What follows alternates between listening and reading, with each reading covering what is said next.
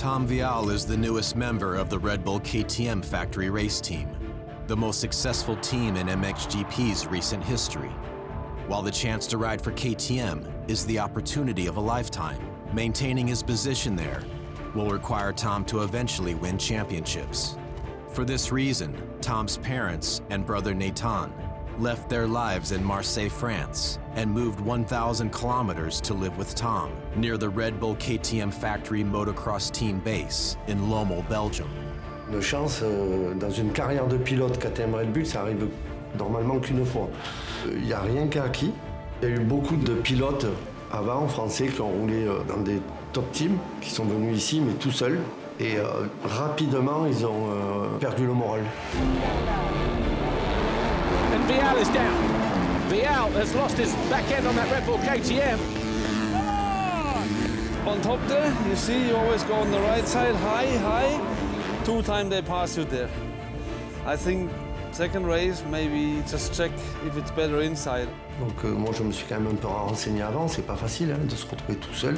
En fait, je pense que ce qui est recherché, c'est que nous, on essaye de le décharger au maximum de tous les petits soucis qu'il peut avoir. On est arrivé ici, on s'est installé, donc ça lui a permis de commencer très vite son entraînement.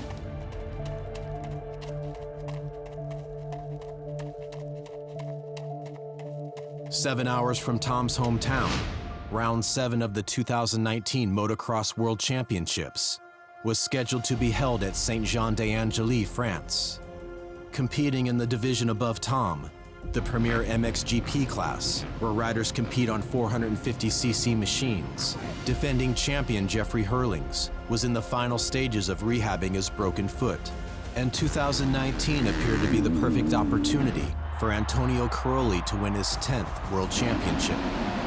So Jorge Prado hits the foxhole shot line. Jorge Prado has led every single one of these 19 laps, and it's another 1-1, another perfect day.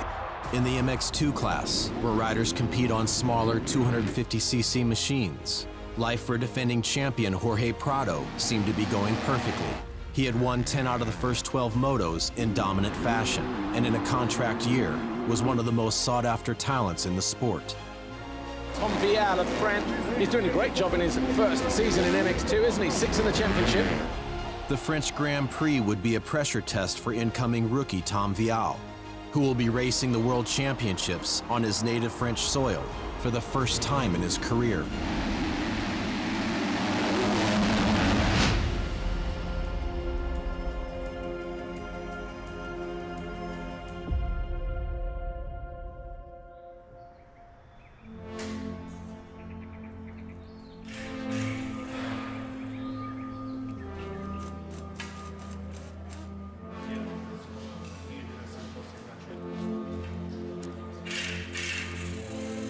In the days when we brought him over, for me it was first of all clear it doesn't help just to bring Tony, we need to bring his whole package.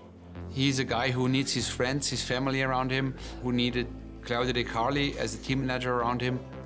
Around me, most people didn't understand. You have a factory team, you have Stefan Everts there as a manager, you have all the mechanics, why you need that other team? I said, guys, believe me, we will need the whole package. Now looking back, for everybody it's clear that this was the best choice. Questa nuova struttura è nata, come io l'ho sempre un po' sognata, in un posto molto più tranquillo, dove i piloti sono fuori dal caos di quello che può essere una città, è vicino al mare, dove c'è sicuramente l'aria migliore, non c'è lo smog della città, è un punto molto strategico. While the Southern Division of the Red Bull KTM factory race team was built on the successes of 9-time world champion Antonio Caroli and his team manager, Claudio De Carli. Claudio and his son David are hoping this house will see success long after Tony has retired. Last year, 18-year-old motocross phenom Jorge Prado came here to work with Tony and Claudio and won his first MX2 World Championship. And now, David spends much of his time working with Jorge. Fatto come in palestra ieri le gambe. Squat anche quello così? Sì. Due gambe enormi. Sì. Polpacci? Pure. Fatto ieri polpacci? Sì. Sì? Lì a Roma? Sì. Penso che ho avuto una fortuna, che ho avuto un figlio che penso che ogni padre è un sogno, insomma, che segue il lavoro del papà. A me sta migliorando il team perché sta dando un supporto non indifferente in più e quindi non sono due occhi ma sono quattro occhi che guardano. Oh, ok, finish. Io carico un altro. Jorge and Tony are training together every day. Tony is pushing Jorge and Jorge is pushing Tony. They are both really good rider, high level, so we are lucky on this side. Non si fa vedere sofferente a lui, fino all'ultimo. No. On top of pursuing a second MX2 World Championship, Prado has also been trying to make a decision about his future. His contract with the Red Bull KTM factory race team will expire in 2019, and MXGP rules will force him to move up to the Premier 450 class next year if he wins a second title this year. As one of the brightest young talents in the sport, the weeks leading up to and following Round 7 in France would be Prado's final window to decide whether he wanted to race the 450 in Europe or move and fight for the American Supercross Championship. Around me, there's been always the question, where should I go in the future? America, stay in Europe? This should be, if I get world champion this year, my last year in the MX2 class, and then I should go 450. But who knows if I'm ready to go and battle the guys in 450, so could be that I go to America next year. It's about the feeling of Jorge. Jorge really loved this sport since he was really small. It's not because I pushed Jorge to ride motocross. If his feeling is to stay in Europe because he feels really good with the team, he must stay here.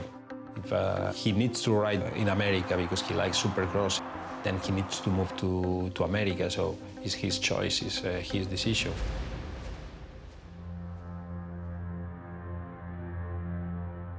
Ouais, c'est vrai que ça va être mon premier Grand Prix en France et le public en France est vraiment extraordinaire et je sais pas trop en fait ce qui m'attend. J'ai hâte d'y être et ça va être un bon moment, je pense. I'm not surprised that Tom's family is really overwhelmed with what is happening to them lately. In just a few months' time, they went from a really private, small family team in a youth European championship to the highest level of racing. Good crowd here, as always, at Saint-Jean-d'Angely. Fans are patiently waiting for the first gate drop here today. Tom Vialle riding his first ever home Grand Prix. He's seen the podium twice this year. Là, à partir de la noire, on t'a poussé, c'est la noire. Là, c'est vraiment où? Que là, comme il dit, ici, là. While Red Bull KTM has been dominant in every class of the World Championships, they have been especially successful in the MX2 class, where both Tom Vialle and Jorge Prado are competing. 11 out of the last 12 years, a Red Bull KTM rider has won the MX2 championship. While Jorge is poised to deliver the team his second MX2 title in 2019, this will push him out of the class. And next year, the MX2 championship responsibility will fall on Tom, making the pressure of riding in front of his home fans a perfect test of his fortitude. On connaît beaucoup de monde, donc c'est très difficile à rester concentré sur tout portant. Hein, et c'est important pour l'année prochaine comment il va gérer ce stress-là. Quand KTM a envoyé le mail et qu'ils nous ont appelés, c'est vrai que sur le moment on est super contents. Et après, au bout de quelques semaines, on réalise que je vais être coéquipier de Jeffrey Herlings, qui est champion du monde, Daniel Caroline, 9 fois champion du monde, et Georges Prado, qui vient d'être champion du monde. Donc c'est vrai qu'il y a une grosse pression.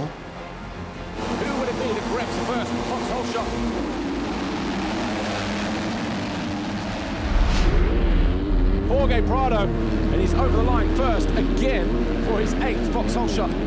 Jacobi here, then Renault, then Walsh, then Vialle, in and around about 11th, 12th place.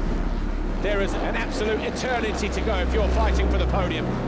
So far, Prado has been invincible. When you look at the results on paper, winning every single race. From last year to this year, didn't change much from being world champion or not in my daily routine. At the races, I have a bit more confidence. If you have been the year before world champion, means that you should be the best, so you should win. Nice and clean exit for Tom Vialle. He goes right up the inside of the Welshman. You saw the fight back there from Tom Vialle, showing us what he's made of. He might make the move stick here as well. He does. Talk about riding with your heart on your sleeve. From the first one in the team to the last is impressed by Tom, because behind that small boy, there is such a strong kid on the track. I believe strong even in his mind. Tom Vialle right onto the rear wheel of Michele Chervelin now. The Frenchman tries to lean on Chervelin, but he's hard on the brakes here. Backhand, dancing around. It wasn't pretty, but boy, was it effective. Despite starting outside the top 10, Tom fought his way to 4th in race 1 at France. It was the farthest he had charged in a race in the first 7 rounds. While 2 mistakes in race 2 would keep him from reaching the podium, his riding and the commitment of his family has won the confidence of the Red Bull KTM factory race team. What makes us feel quite relaxed is that we can see that Tom has the technique and the attitude which will allow him to make significant progress. Do you think Tom Vialle can fight for the MX2 championship next year? Yes. I think if he keeps that progress going, what he initiated this year, 100%.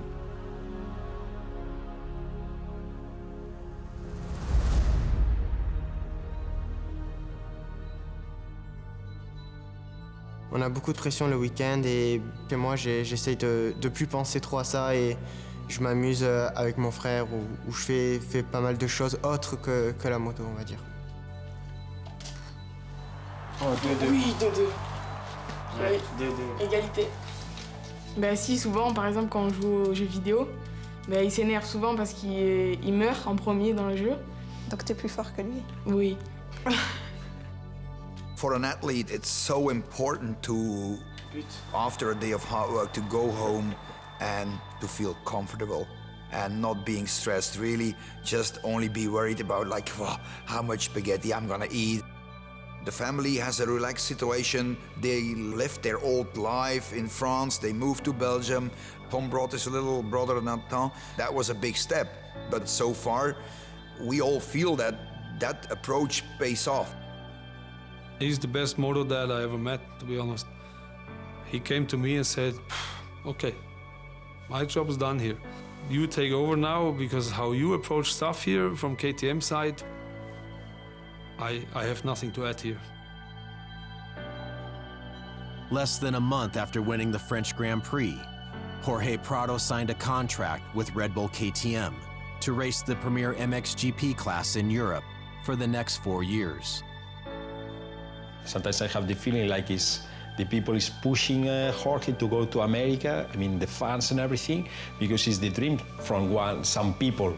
But they need to understand that it's the dream of Jorge, not the dream of the people, because he's racing and he needs to achieve his own dream. So if he feels he needs to stay here racing against Jeffrey, for example, against Tony, against the top guys in the 450 bike, yeah, he needs to stay here.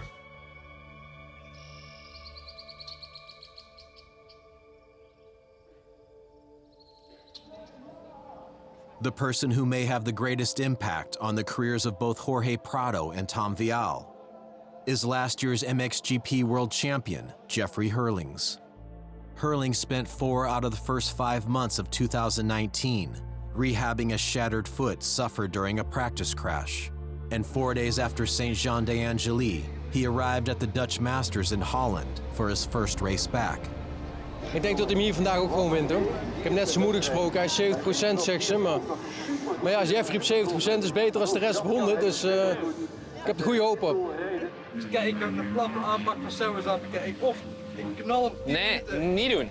Dan kan het wel zijn dat we daar moeten bijeenrapen. Waar Jeffrey uit ligt een beademing in Quintelooien. While fans all over the world have been waiting to see the fastest rider on the planet, and Jeffrey would like nothing more than to maintain that reputation, injuries have been the biggest problem in Jeffrey's career. And those closest to him are hoping that his latest injury has taught him some restraint. A little bit nervous, I know this guy. Rustig aan, bullet. I used to just always line up and, hey, let's go win. But now I need to line up and just be part of the riders. And I know when I line up, I'm not going to be capable of winning. It's definitely hurting inside and also mentally. If he knows that he's got only 3 weeks on the bike, he should know by now, after everything he's going through, that he doesn't need to take that last risk to try and win or whatever. This never happened before. Do we have a smarter Jeffrey Hadley? If this was Jeffrey 4 years ago, he would have kept it wide open and most likely have crashed. And now today, he's matured. He backed it down, finished fourth. Really good build-up race towards the return in GPs. Normally after some injuries, I saw him going a bit down, of course, and say, yeah, why always to me? The motocross is too dangerous. This time, what really surprised me from the first day, I didn't feel him down one single moment. He said, yeah, Vialle, it's like this. We need to be positive, try to work hard as soon as I can. And I was like, wow. This is the right attitude, because for sure when he's back, I know he will be full for sure. Real bullet. When I was fully fit in the last previous years, I showed what I was capable of, so I know what I have. It won't be gone within the next few weeks or months, so it will come back. It just takes time, and that's sometimes a tough pill to swallow, but hopefully end of the year we're back winning and then bring that motivation into 2020 to hopefully rip up another title. I think with this injury, I see a different approach from Jeffrey, what he learns from it. I mean, we already saw last year, speed-wise, everything, there was no issue. And I think the competition needs to scratch their head and say, how are we gonna do this the next 5 years?